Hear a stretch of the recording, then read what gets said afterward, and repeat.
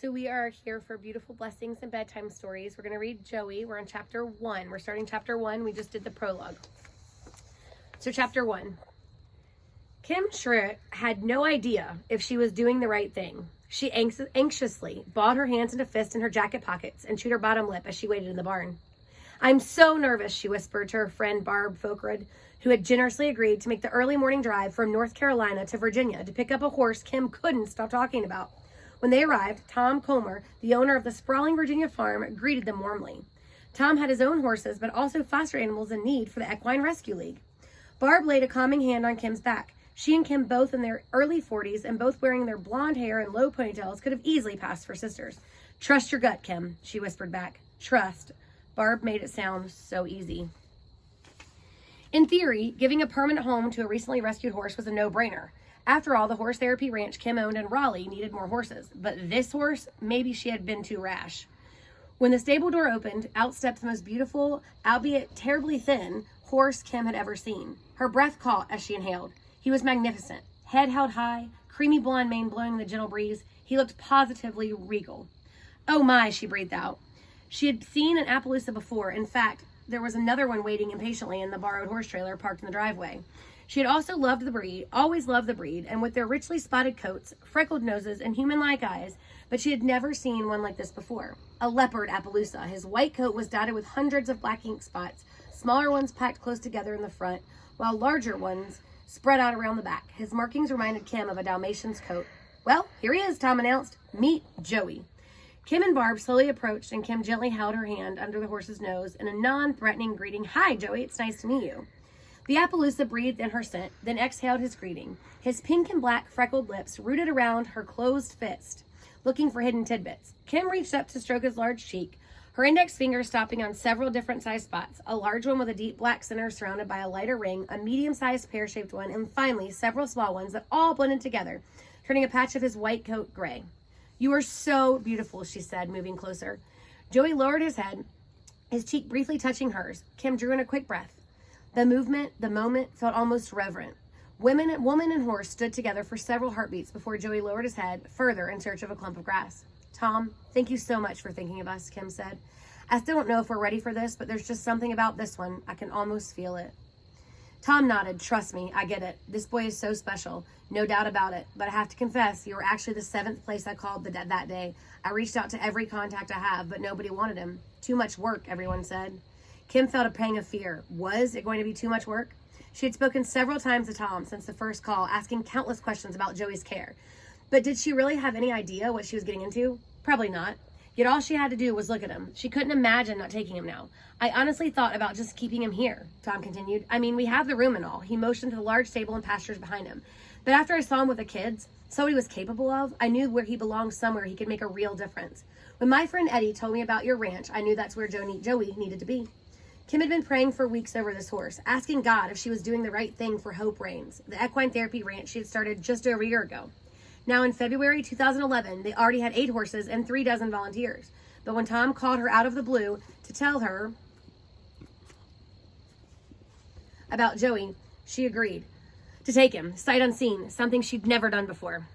Each of the other horses at Hope Reigns had been carefully chosen. Potential horses were observed and discussed by the staff for days, sometimes weeks or months, before they were selected as candidates for the herd. A unique group comprised of several horses who had been rescued from dire situations.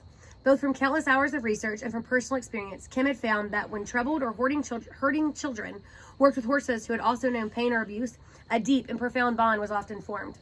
However, since the ranch was dedicated to pairing horses with hurting children, Kim had to be sure that a horse worked well with children before taking it on, and not every horse met that standard. Over the past few months, Kim had passed on several horses because they did not have the temperament needed to work one-on-one with a child.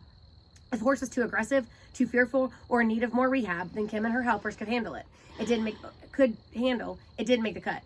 It always broke her heart to say no to a horse, but she had to consider the welfare of her children. She couldn't afford to take a horse on a whim. When Tom called and mentioned that his 5-year-old was riding Joey bareback, Kim agreed to take him on the spot. Still, the Appaloosa had unique needs of his own that concerned the Hope Reigns board of directors. Who could blame them, Kim thought. It wasn't every day you found yourself caring for a blind horse. Blind. The word had given Kim pause. Still, Joey needed a home, and for some reason she couldn't explain, she felt strongly that Hope Reigns needed Joey. So even though she had no idea how they would raise the $3,000 they would need every year for his basic care, she had readily agreed to take him. Joey's head was lowered over a clump of grass, his lips nibbling individual blades. Barb and Kim listened to Tom recount how he became involved with Joey. So you've had Joey for 2 months, Barb asked? That's right, when he was first rescued. Joey needed a lot of rehab, Tom said, absently stroking Joey's back. He initially stayed with a vet who runs a foster ranch. She was able to get a little bit of weight back on him.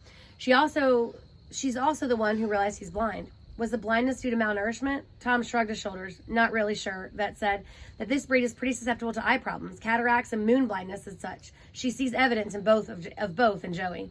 Kim searched Joey's almond-shaped eyes. He didn't look different from any other horse she'd seen. His eyes weren't cloudy, nor were they fixed at some point beyond her. Instead, his gaze seemed to meet her own. But Kim also knew looks can be deceiving. Some scars go unseen. Last time we spoke, you mentioned that Joey had been a champion jumper. Can you tell me more about that? Kim asked, eager to learn as much as possible about her soon-to-be resident. Joey took several steps forward to another patch of grass while Tom told Kim and Barb everything he knew about Joey's backstory. A friend had seen Joey compete years ago as a skilled jumper, a well-known decorated competitor in show hunting and dressage, and he knew Joey and his rider on their way to qualifying for the Olympics. But then the horse suffered an injury that ended the competitive career. Eventually, Joey was sold to a mother and daughter who boarded him at the friend's stable. Tom reached into his pockets and pulled out a carrot chunk. He clucked his tongue. Joey lifted his large head and gingerly took the offered treat. Anyway, I guess after a couple years, the woman got divorced and they all had to sell Joey. Sometime after that, he ended up with a horse hoarder. That's pretty much all I know. Kim could have listened to Tom talk about Joey all day, but they still had a 3-hour drive ahead of them, and she wanted to unload the new horses before dark. Kim wished she had more time to ask Tom about Joey's day-to-day care. He had given her several helpful tips on the phone, suggestions like pairing Joey with a companion horse as soon as possible, moving hay boxes and water troughs next to the fence so he wouldn't walk into them, and walking him along the perimeter of his pasture. But was it enough? Kim took a deep breath. You have no idea how grateful we are for all you've done. Please come visit us at Hope Rain sometimes. I'd like that, Tom said, handing Joey's lead rope to Kim and giving Joey a final scratch between his ears. He's all yours. A moment of fear gripped Kim. A chain of what-ifs in her mind almost loosened her hand on the rope. As if sensing Kim's panic, Barb put her arm around her friend. Yes, Kim thought, I can do this. As they approached the horse trailer, the sound of stomping hooves and a loud, agitated whinny from inside made them abruptly stop. Joey's ears flew forward as if to say, what's that?